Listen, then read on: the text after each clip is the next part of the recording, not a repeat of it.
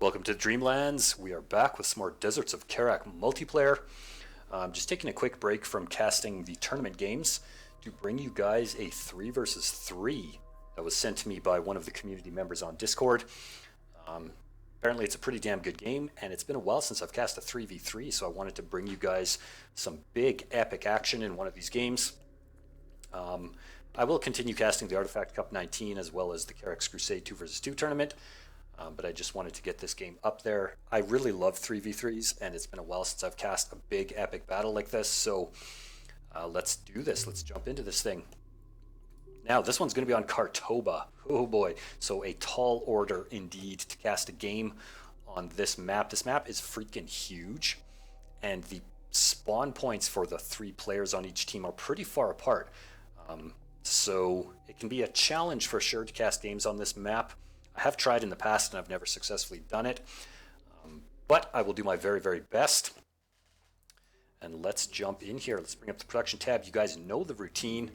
Player introductions, then we'll jump right into the actions. So this is Team 2, and we are on the north side.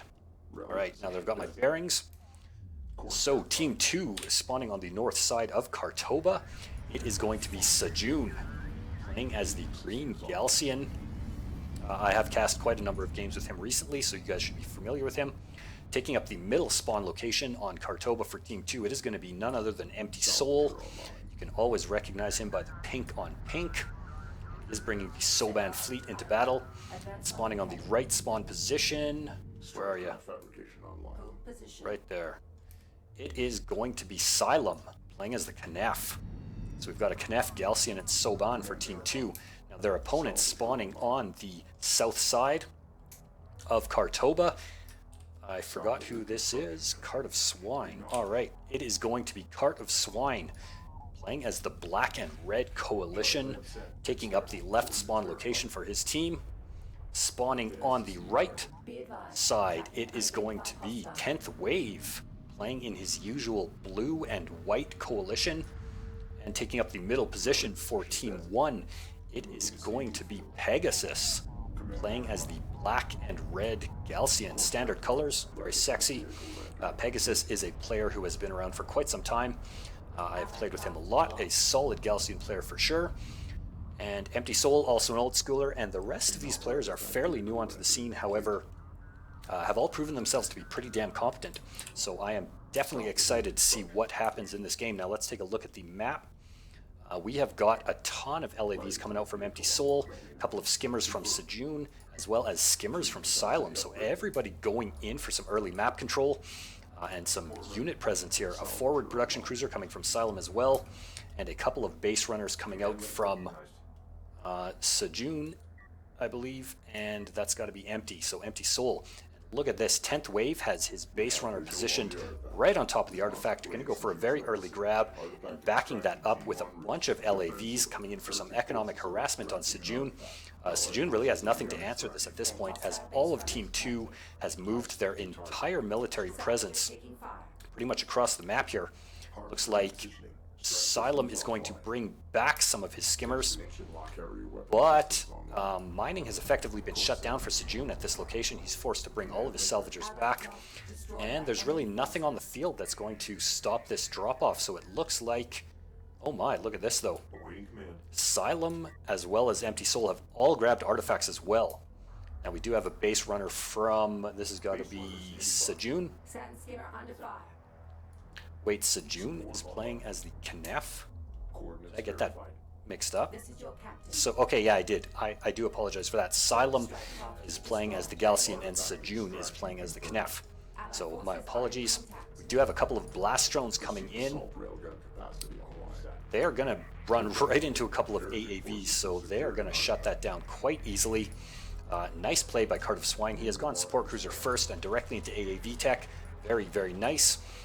Both teams at this point were able to drop off one artifact apiece, and Team 2 is still sitting on top of this artifact. They just grabbed it now. A little bit of skirmishing going on in the middle, but nothing decisive. A couple of skimmers from Pegasus going to shut down these skimmers from Sejun. So Oh my, we've got a gunship on the field already. This has got to be Empty Soul, and it definitely is Empty Soul. So Empty going for the gunship rush. Very, very nice. Oh man, this is a play I love to see in team games. It can be so effective. It is going to clean up all of these sand skimmers from Pegasus. And that is going to be a really, really good play, actually. That is going to protect his base runner and allow him, hopefully, to drop off that artifact. The rest of these skimmers are going to get cleaned up as well, provided the gunship does not run out of ammo. Look at that thing just toast all of these skimmers, man. Following up with a little bit of support from Sejun skimmers, and it looks like Team 2 is about to take a 2-1 lead. Back on the other side of the map, we have an actual shit ton of LAVs coming out from 10th Wave. Assault railguns now from Xylem. And it looks like Team 2 has pretty much secured the left side of the map for themselves.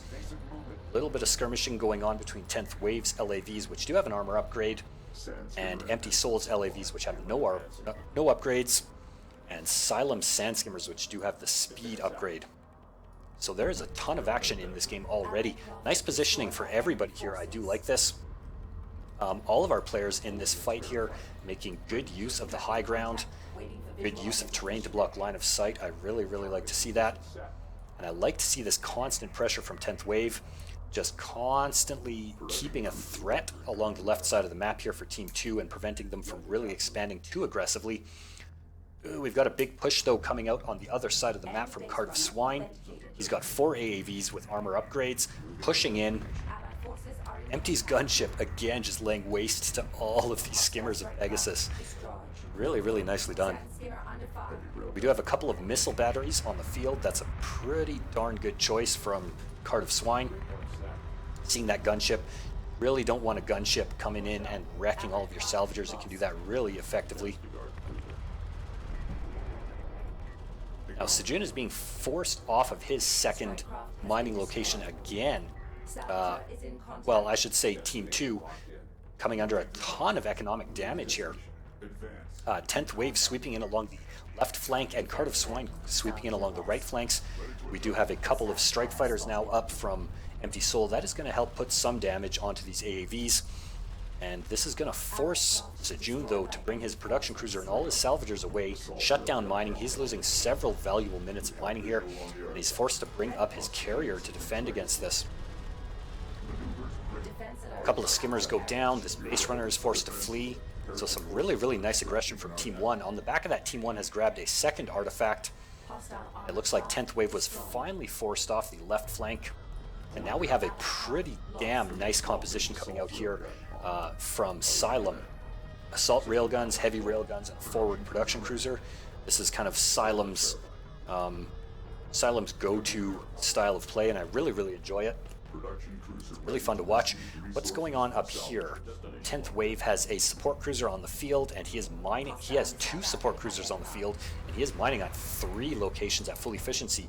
Invasion strike craft down. Okay, Pegasus has 2 production cruisers. Let's see, 1. No, he has 1 production cruiser. So Pegasus has 1 production cruiser and production cruiser refinery mode, so on 2 resource locations, and Cardiff Swine as well on 2. Look at this, pushing up again, not letting go. He's got missile batteries up front, protecting his AAVs, and he's looking to come in again and do some more economic damage to Sejun, but Empty Soul, what the fuck, man? He's bringing his carrier right out onto the field. That means he has a couple of support cruisers, 2 support cruisers, so he's on 2 resource locations, and he's pushing out with his carrier to try and attack these units here. What has he got going on? He's got a gunship and 3 strike fighters. Now, the Soban carrier is not really well equipped for battle, so he's not going to be doing too much damage here to these units, but he's just going to bully them off. And I like that play. That's going to give Sejun the time that he needs to really reestablish his mining.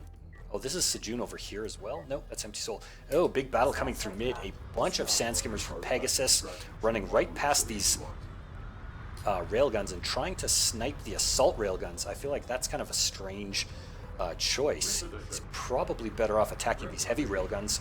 and not engaging the assault railguns. However, he does seem to be doing fairly well.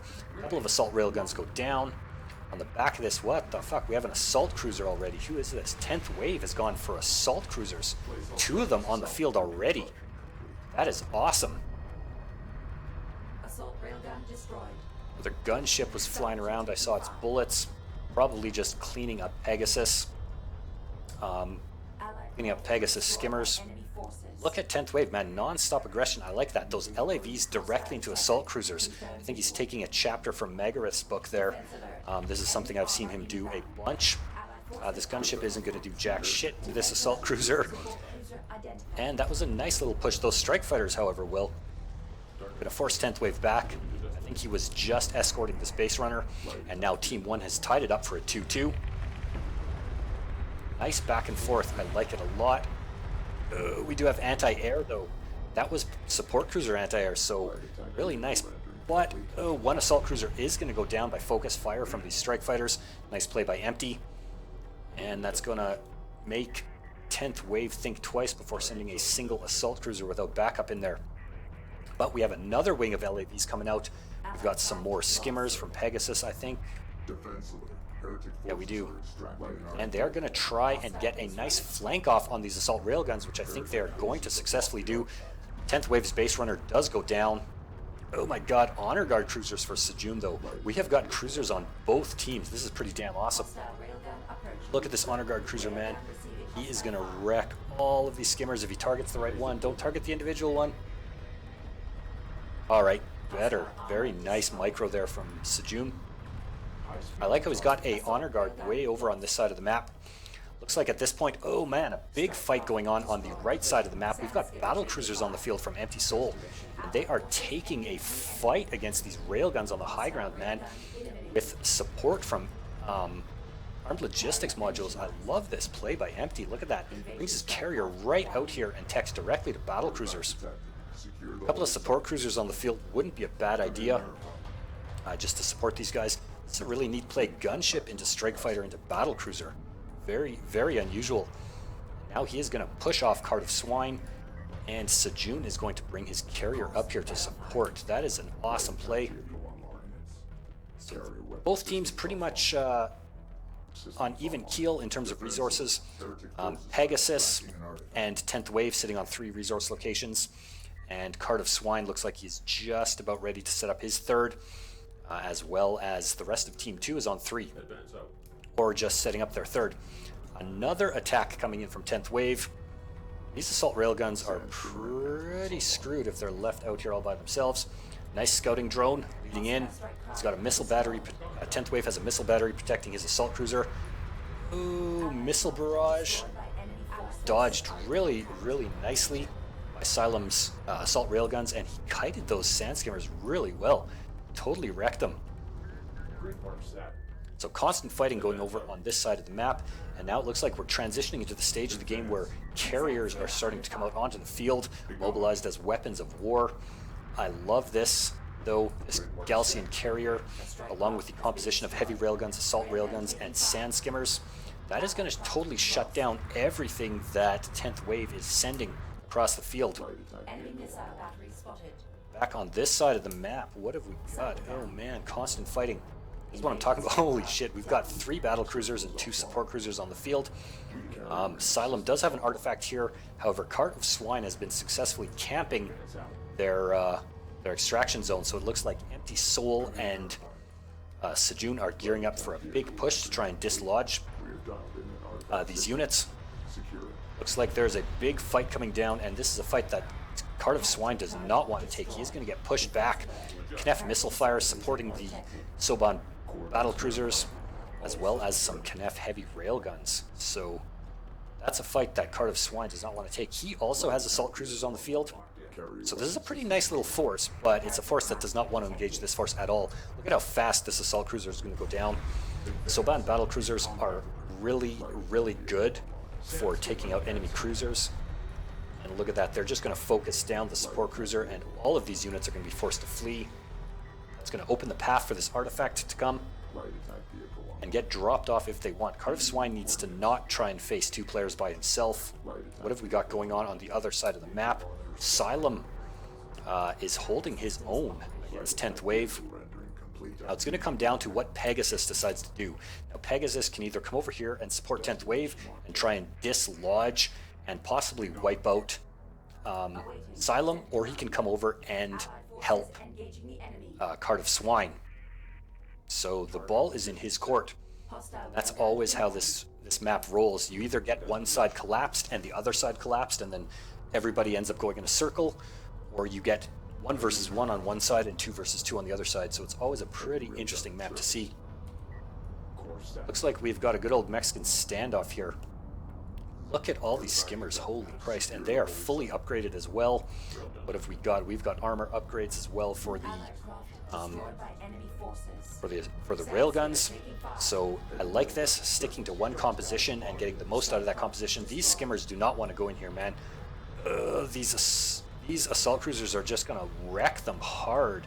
That was suicide. That was pure suicide. They're not even gonna get a single kill. Look at this. We've got Honor Guard cruiser now from Pegasus. We've got artillery cruisers from 10th Wave. Ladies and gentlemen, we are gearing up for a massive macro battle, and that's what I want to see. So it looks like back on the other side, Empty Soul and Sejun have successfully pushed Cart of Swine back. Now Cart of Swine does have his own artillery cruisers on the field, and that is going to put some serious threat onto this big ball here. On the back of that, Team 2 was able to secure a third artifact, so leading 3-2. Look at this. Oh man, 3 Honor Guard cruisers, 3 Soban battle cruisers, supported by 4 heavy railguns, a Knef carrier, and 2 support cruisers. That is terrifying. But holy crap. Team 1 was able to just secure an artifact, a big, huge push by 10th Wave, forcing Xylem back big time. Look at that. What a mixed composition. This is exactly what I like to see. Some railguns, artillery cruisers, and assault cruisers pushing back and laying into Xylem's forces, allowing Team 1 to even it up once again. So we're at a 3-3. This game is tied. This game is so dead even. This is totally anybody's game at this point. Question is going to be, how is Team 2 going to answer the artillery that's deployed on both sides of the field from Team 1? Sejun wants to be careful here not to get his carrier overextended. He does have 3 power and missiles, which is going to be pretty bad news for this assault cruiser, for this artillery cruiser, pardon me. And a big flank by these 3 Honor Guard cruisers. Look at this. And all of a sudden, Cart of Swine is in big, big trouble. His entire army just got absolutely wrecked. Ugh, I love Honor Guard cruisers so much.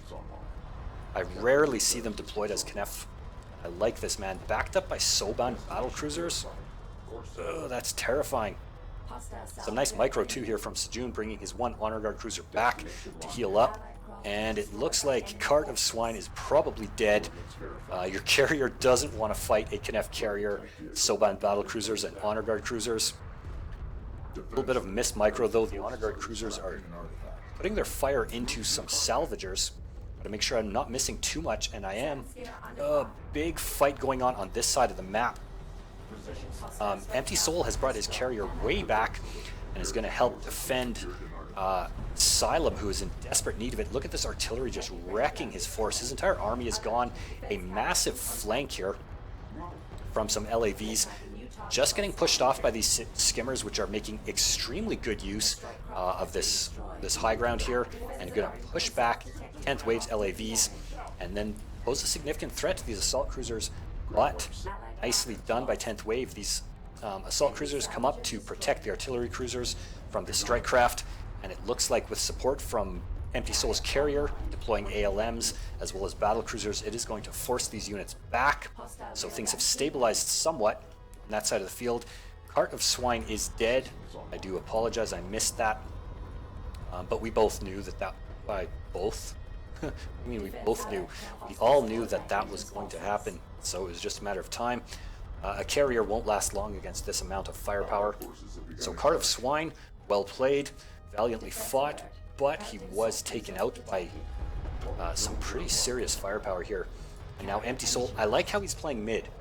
The mid position on this map can be tricky to play because you have to support either side, and if you overextend onto one side, you open the other side up. So Empty Soul playing this map really, really well. Went off to support Sejun on one side, and once they had successfully pushed back the right flank, came back to defend, and now looks in a pretty good spot to secure the left flank. However, Team 1 was able to sneak an artifact in during all that fighting, and so they're actually in the lead now with a 4-3. Sandskimmer taking fire. Oh, Sandskimmer's going down to massive artillery fire. Destroyed. Trying to get a little flank in, and they might be able to do it. Look at this spearhead from these Soban battlecruisers just charging right in. They're finding their mark on these artillery cruisers, and this big flank from Xylem here is going to clean these artillery cruisers up really, really nicely. And if 10th Wave falls, this game is pretty much as good as done. Where is Pegasus? What is he doing? He has like a freaking massive army here. But he wasn't in position to help Cart of Swine, and he's not currently in position to help 10th Wave. So I feel like he needs to get all... Like, look at this army. Man, take your carrier, get your army, and get the fuck out of here and come down here. That's what you need to do. Don't try and fight this by yourself. Go help 10th Wave. Now, Cart of Swine does still have support cruisers on the field, so that's what you want to do in this situation. Try and help as best you can. It looks like we have... Oh, I see what Pegasus did. He went for power reserves. He was rushing power reserves, so he has gone for heavy railguns, honor guard cruisers, and the missile strike. So that could be potentially lethal for this army that's very slow and all balled up. But the problem is that Empty Soul has just camped right here and is just spitting out armed logistics modules and battle cruisers right into 10th Wave's face. 10th Wave is dead. I'm going to call it now. You can't take on a powered Galcian carrier as well as a couple of Soban battle cruisers. He is just going to suicide in here. Now, on the plus side, 10th Wave doesn't have, or I mean, Xylem doesn't have too much. He does have a ton of heavy railguns, though, and that's all he's going to need. This is going to be 10th Wave's final, last valiant push. I think he's read that the game has been lost. Now he's going to die, but let's see what's going on in this giant battle over here. Oh my, 4 honor guard cruisers and a bunch of heavy railguns. Where's his missile barrage? I don't see a ton of craters. There's one carrot. I don't see a bunch of craters.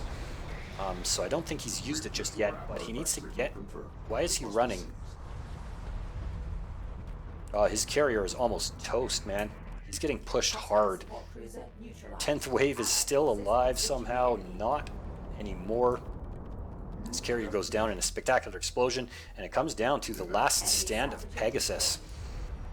I feel like Pegasus just didn't effectively support either side. Maybe I missed some of his action, and if I did, I apologize. He was perhaps trying to push through mid, or perhaps he was there supporting, and I just missed it. But he's got this huge army, and he didn't help Cart of Swine not die, and he didn't help 10th Wave not die. So I feel like that's what he should have been doing instead of like just camping and massing up all of this carrier power and these honor guard cruisers, because that's the thing that would keep him in this game. This kind of thing you see often from players in 3v3s, and it's more important to keep your team alive than it is to just get like a giant death ball of cruisers.